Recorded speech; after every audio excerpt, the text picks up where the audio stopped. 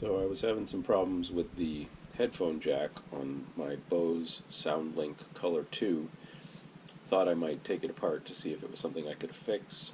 Checked online, didn't find any videos. Started taking it apart and realized maybe this video would help some other people. So here we go.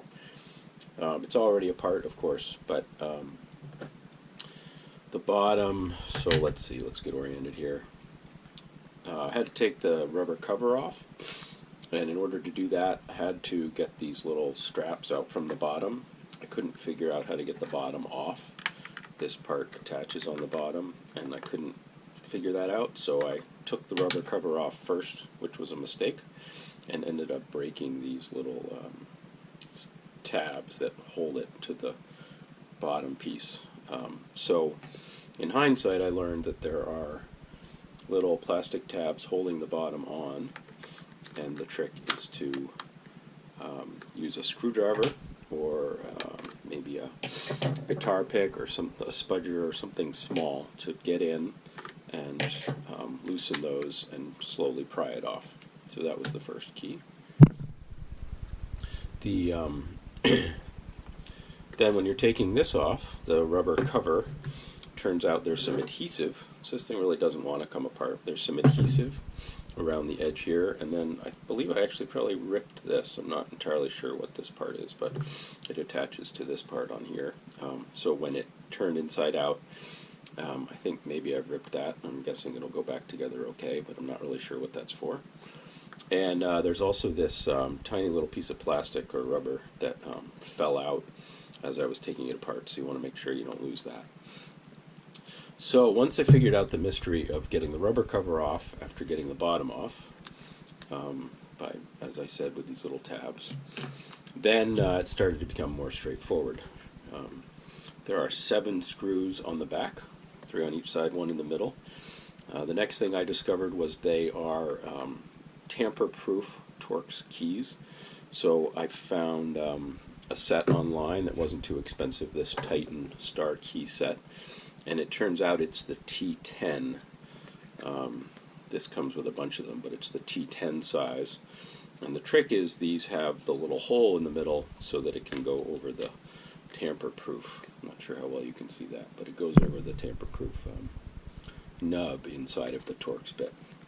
So anyway, once I had this, I was able to get the screws out. Like I said, there's 7 screws, and at that point it wasn't too hard to get it to come apart. So I can show you what, well, I say it wasn't too hard, but now something's caught. Some piece of metal inside is caught there. Wasn't caught before. Something must be stuck. I see it in there. Oh, there we go. And this is as far as I'm going to go, because I quickly realized that the headphone jack is soldered directly to the board, and it's unlikely that I'm going to take the time to replace it. This is what it looks inside, if you're interested. Anyway, hope that's useful to you if you decide to try to take yours apart. And I'll hopefully be able to get it back together and at least use it with Bluetooth. Alright, so as I'm putting it back together, I've figured out a couple more things, so I'll just add them to the video. This is the microphone, and actually at the end when this, there was a panel that fell off, and there was even a little ribbon cable that had come off with a little clip. So I got that back in, and doing that I realized this is the microphone. And yes, indeed, it does seem like it ripped this little neoprene sleeve. I'm not actually sure how you would take it apart without doing that. And then these, this rubber thing I mentioned, there's these little tiny nubs, and this is actually to bring the lights up through the rubber cover. And I've noticed there's these tiny little holes that I'm going to have to set this into first as I put it back together. So, seems like a little bit of extra information you might want to know. Good luck. Alright, so just finishing up here. I sort of got it back together. The rubber part turned out to be a real challenge. I ended up ripping it around the USB port in the headphone jack.